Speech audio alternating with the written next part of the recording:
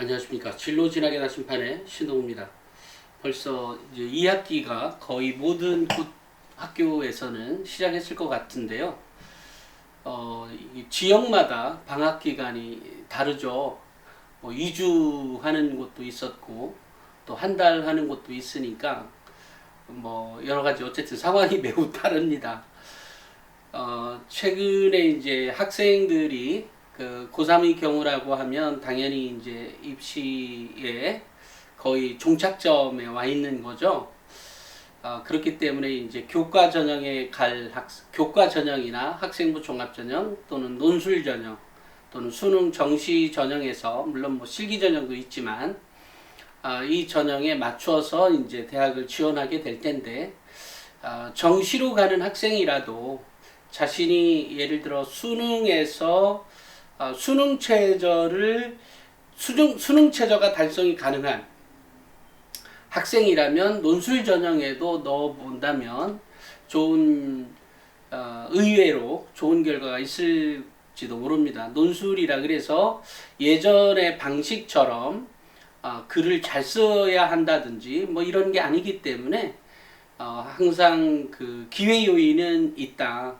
그러니까 이제 뭐 이미 다 끝났으니까 뭐 이렇게 생각하지 말고 항상 우리는 결과를 받아볼 때 끝까지 최선을 다한 학생에게 그런 사람에게 좋은 결과가 온다는 것은 뭐 그 역사를 우리가 쭉 봐도 늘상 그래왔기 때문에 끝까지 최선을 다한다는 마음을 가지고 교과 전형에서 선택할 대학, 그 다음에 교과 전형에 선택한다고 하면 보통 이제 0.2등급이나 0.5등급, 때로는 1등급 차이에 1등급의 이전 연도의 어떤 성적 결과와 1등급 차이도 합격할 가능성이 있더라. 그런데 그런 것은 특별하게 일반적인 룰이라기보다는 일반적인 그 현상에서 나타나는 것을 보면 높은 대학에서도 그 정도의 차이가 날 때도 있고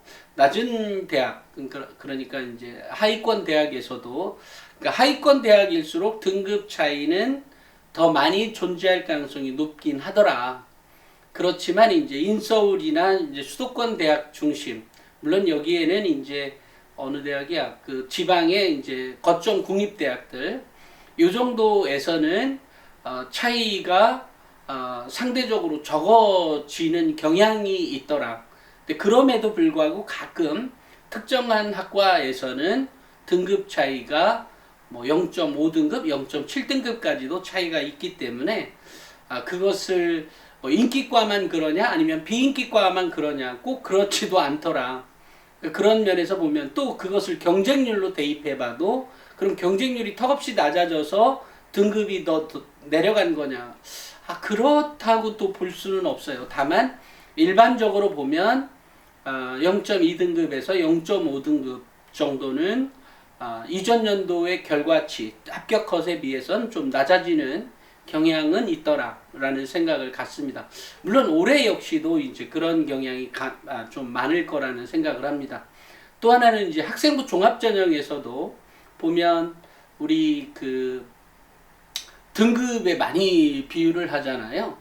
또는 학부모들이나 우리 학생들 생각 또는 뭐 일반적으로는 등급이 거의 유사하면 합격 가능성이 높다.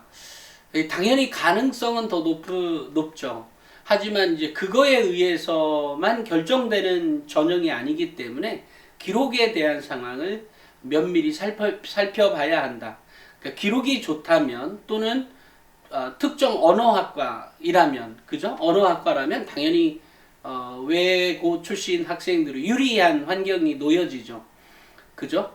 이제 그런 거지만 실제로 외고 학생이라고 해서 절대적으로 유리하지는 않다. 그러니까 여기에 이제 기본 바탕은 성실성에 있습니다. 물론 성적은 성실성에 비례하는 과목이긴 합니다만, 비례하기는 합니다만, 실제로 이제 아주 특정 집단의 경우에는 꼭 비례한다고 볼 수는 없죠. 어떤 특별한 어떤 사정이 있는 경우가 존재할 수도 있어요.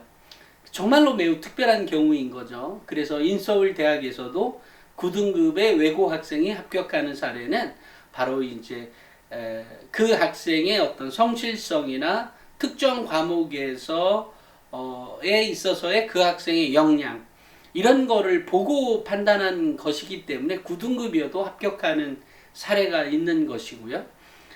또는 이제 자사고의 학생들은 상대적으로 등급이 낮죠.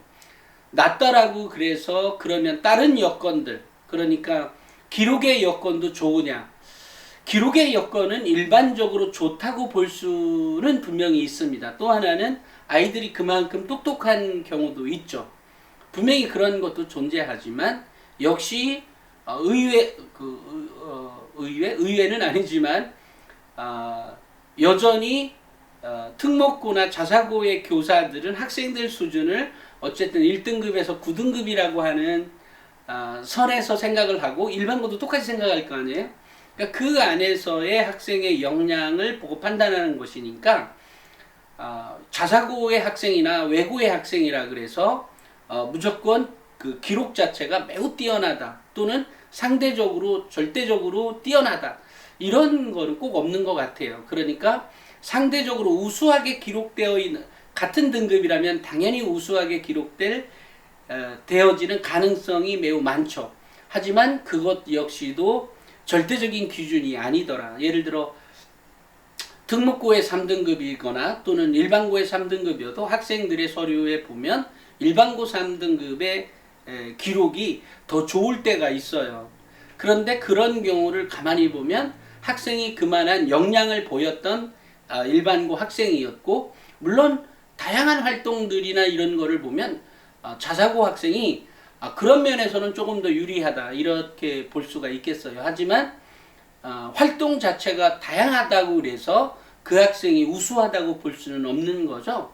그렇기 때문에 일반고의 학생이라도 당연히 매우 우수하게 평가받을 수 있도록 기록되어진 경우가 많이 있어요. 학생의 역량을 볼 수 있다는 거죠. 그런 의미에서 대학을 선택할 때 꼭 어떤 등급에 의해서만 평가하려고 하지 말고, 아까처럼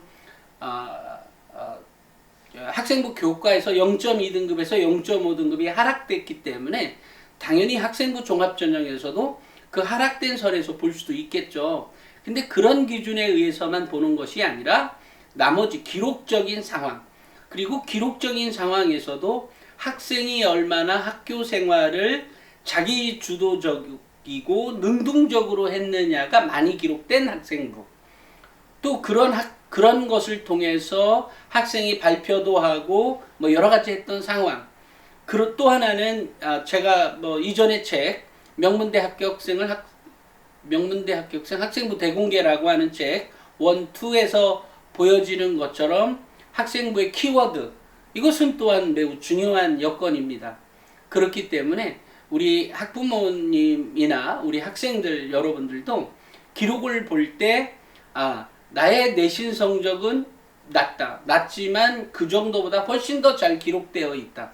그런데 그런 기록되는 주로 방향이 발표나 이런 것도 있고, 탐구력 또는 탐구력도 있고, 또 자기주도적이고 능동적인 모습, 그 다음에 친구들과의 어떤 배려심의 항목들이 많이 드러난 학생부가 결국은 인성, 발전 가능성, 전공 적합성, 학업 역량 이런 것을 드러내는 학생부라고 하는 것을 이해했으면 좋겠어요.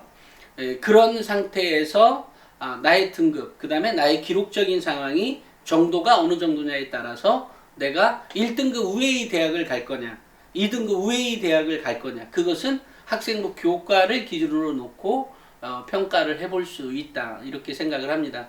그래서 학생부 종합전형은 늘상 등급이 나오잖아요. 합격 컷이라고 하는 게 있지만 그것은 그냥 나의 호기심을 해결해주는 하나의 수단에 불과한 것이지, 그것이 결과적으로 그렇게 등급이 합격이 결정되지는 않는다라고 하는 것을 명확히 알고 학생부 종합전형에 지원했으면 좋겠어요.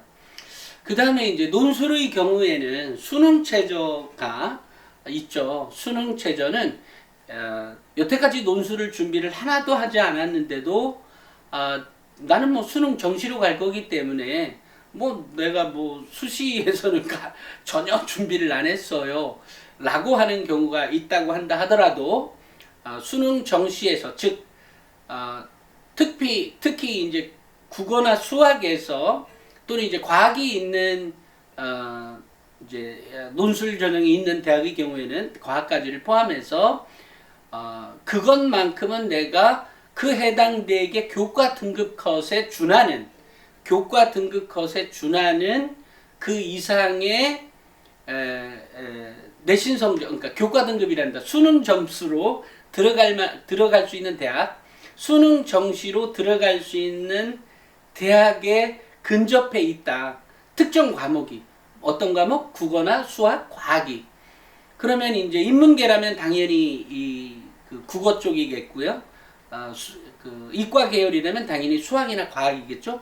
이 부분에서만큼은 적어도 내가 매우 높은 성적을 유지할 수 있는 학생이다 라고 판단이 된다면 논술 전형에 지원해 보는 것도 수시에서 미리 수능 공부하기 전에 미리 대학을 합격할 가능성이 매우 높은 거죠.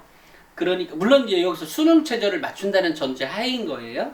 그 다음에 그 수능 최저를 맞추는 전제 하에서 그 실제로 이제 그 논술 지문도 그 정도 수준에서 출제가 된다. 예를 들어 연세대 논술이나 연세대